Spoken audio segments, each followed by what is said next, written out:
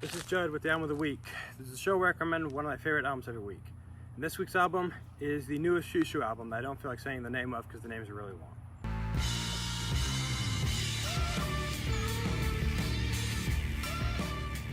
Shoo Shoo is one of my personal favorite bands ever, especially because of the lead singer and mastermind of the project, Jamie Stewart, who has had this distinct vibrato that's pretty much their signature thing.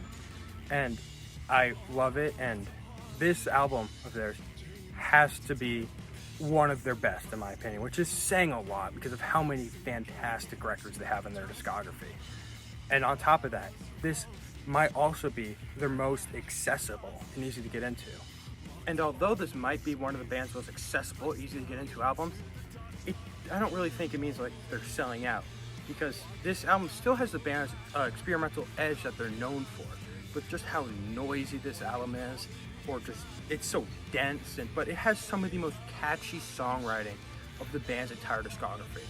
Like songs such as Common Loon or Sleep Boulevard have these booming choruses that will get stuck in your head for a long time, especially like Common Loon with its xylophone, or even songs such as The Devil Forgiven, That's Why, which is super chaotic, but just the refrain of The Devil Forgiven, That's Why goes so unbelievably hard, and I love it. Overall, what is probably my favorite part about this band is how they're able to flip-flop between these different styles and have the album still sound amazing. Such as this album and Forget, which are these noise pop masterpieces which have booming choruses.